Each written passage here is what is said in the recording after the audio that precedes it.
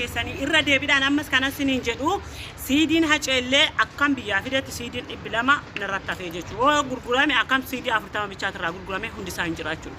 An mallaqa isaa hunda keessatti yaati isaa ba siidiin tokko 500 immoo waan akkasiitiin dhufee wanti sun anaaf haceedhaaf lubbuuti yeroota haadha rahu. Yeroota abbaa haadha adda baasanii hin beekne warra karaarratti jiraatu. Edi saba akkasitti cinqurfamu san keessa tariin dhaladhu ta'a.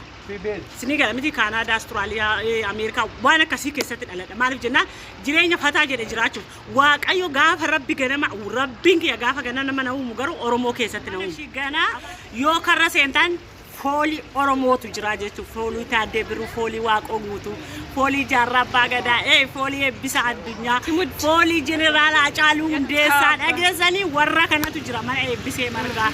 Warra kana hordofu yookaan warra Oromummaa quuqama qabu mallaqa isaa hunda keessatti yaati isaa ba siidiin tokko 500 immoo waan akkasiitiin dhufee wanti sun anaaf haceedhaaf lubbuuti yatana aarsaa godhee ilmaan qabu wajjin aarsaa ta'ee yoon deebise homaanatti hin fakkaatu. Sini galee kanaaf ani dubbachuullee hin barbaanne ijoolleen mana kiyya dhufanii gaafa siidii sana ergaan siidii arganii waa'ee siidiillee dubbadhu eebbisee jedhanii na tuttuqan malee dubbachuullee hin barbaanne haa ta'u seenaadhaan ilmaan tiyyaatti dabarsa. Kanaaf ijoollee Oromoo duraan siidiin doolaara 10 ture. Ijoollee warri Beeruutiin keessa jirtanii siidii hacee warri barbaadan jechuudha eebbisee dubbisa. Anas dubbisuu hin dandeessanii isin dubbistanii karaa barbaadan nu dubbistan siidii hacee argachuu dandeechanii nu dubbisaa ta'u. Doolaara 5 gad deebisnee jirti. Doolaara 10 ture 5 gad deebistee jirti koottaa irraa fudhadhaa. Birrichi seecha ga'e siidiin hacee maalitti gurguramee echa ga'e isa jedhamu waraqataan jira waan ta'eef arguu dandeessu duraallee ijoolleen argan jiru. Kanaaf karoota haadha rahu. Yeroota abbaa haadha adda baasanii hin beekne warra karaarratti jiraatu. Okay, ummata keenya nagaa fayyaa keessanii. Ijoollee Oromoo eebbisee hin dagatinaa. Eebbisee subscribe godhaa. Follow fi like godhaa fi jajjabeessa cinaa dhaabbataa. Eebbisee Margaa jechuun qabsooftuu Oromooti warra irra gadi baatanii silkii bitatanii qabsooftuu Oromooti jettan. Qabsoon keessan qabsoo silkiiti. Dhaggeeffadhaa warra dhugaan bira jirtu dhugaan bira jirtu. Yeroo biraa silkii yeroo bantan bichaa qoo'ee qabsoo yaadattanii yeroo biraa waan biraa yaadan.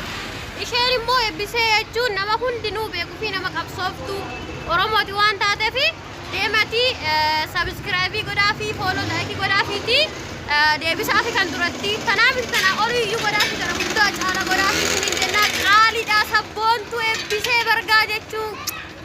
Akkas isiniin jedhaa kabajamtoota keenya dhaqaatii TikTokii si follow godhaa akkuma san immoo tiyyuu warroonni uffata aadaa uffata barbaadan xalabatu barbaadan T-shirtii Hacaaluu waan barbaadan nu bira jira. Isiniif ijjisiifti ka barbaadanii Burcuqqoodhaan kan Jawaar kan Baqqalaa waan hundi nu bira jira.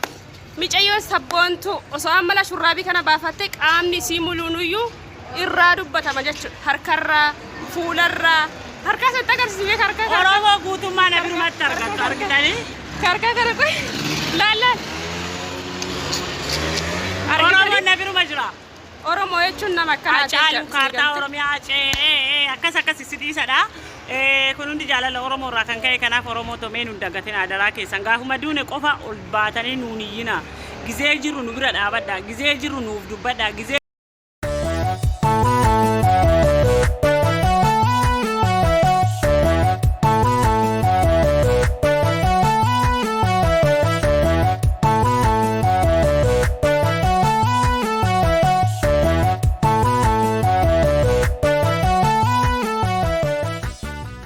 ijoolleen Oromoo taatanii narratti duultan Oromummaan sinaa gaafatu.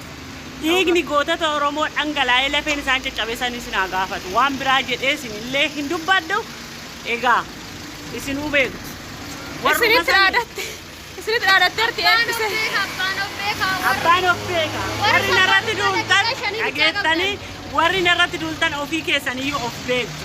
Eenyumallee jedhee magaalaa waliin gaadha. Keessumaa ijoolleen Beeruutiin keessa jirtan sappoorti godhaa uffata irraa bitaa siidii hacee bitaa uffata barbaadan xalabadhaa waan barbaadan irraa argachuu dandeettan jechuudha. Sabboontu Oromooti mana isii dhaqxanii bashannanuu dandeettanii uffata aadaatitti dhugaa rabbiyaanii jechuudha. Mana isii seenee pikcharii ayyoota kennaa gammachuun natti dhagahame bakka jiru dhufuu ilaale dhugaa rabbii. Kanaaf waan bilisoome wayii na fakkaate dhugaa waaqa. Kanaafuyyuu mana isii koottaa isii tanayyuu qaama laalaa isiniin jira arguun amanuudha mitire. Kanaafuyyuu eebbisee sappoorti godhaa please sinin jedha eebbiseen intala cimtuu intala oromooti sabboontuu qabsooftuu intala oromoota of duuban deebine jechuudha kanaaf iyyuu jajjabeessaan dhaamsa keenya warri na jaalattan baay'ee sin jaaladha warra na jibbitan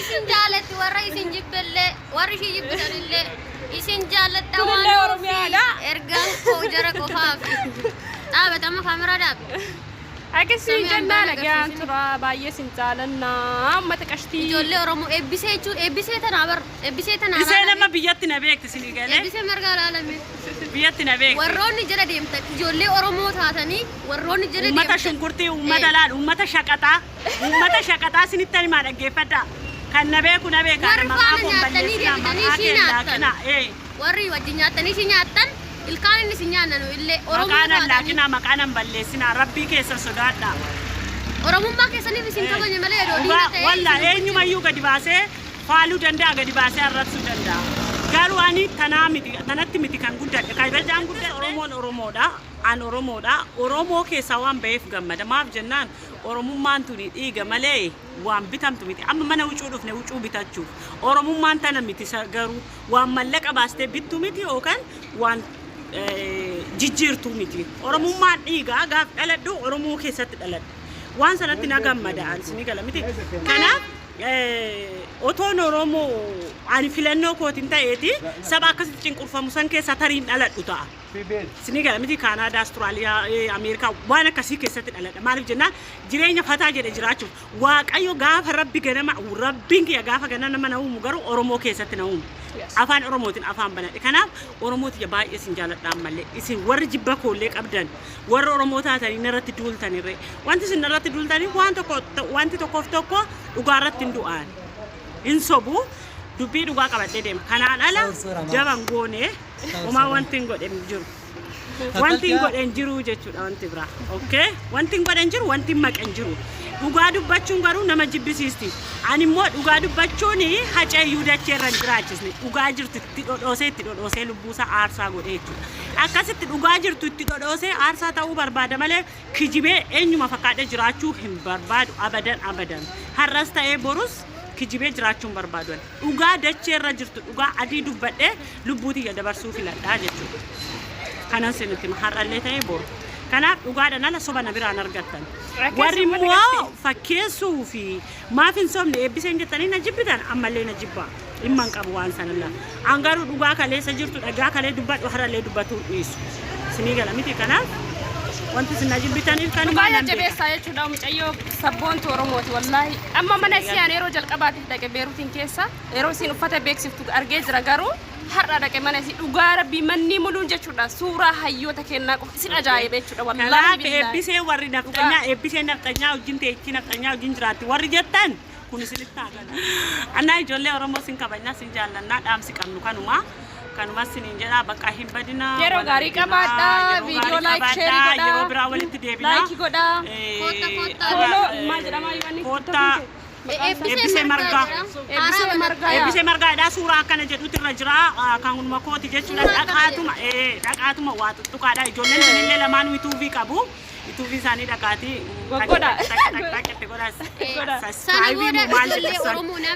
wal guddisaa warri oromoodhaan jettu wal guddisi oromoon yoo yuutuubii miti maalumallee miti ani oromoo fi jedhe dhaqaati guddisa alas maaliif jennaan dirqama oromummaa waan qabdaniif sababa bal'aa sana keessa baatanii waan dhuftaniif namni tokko oromoo waan ta'e qofaaf dhaqaa bira dhaabbadha gandummaan beekumsaan hiriyummaan miti dubbiin oromummaadha oromoo jechuun isinuu beektu ba inni dhimma dhiigati waan akkanaaf akkasinitti jedhaadha baay'ee sin jaalladha ijoollee warra na jibbitanis sinan jaalladha warra na jaallattan immoo baay'ee sin jaalladha yeroo gaarii qabaadha galatooma galanni keessan hin dhumuu jedhaniiti jiru kaameeraa sodaati takka laala sirriitti shishini dubartii oromiyaa narraa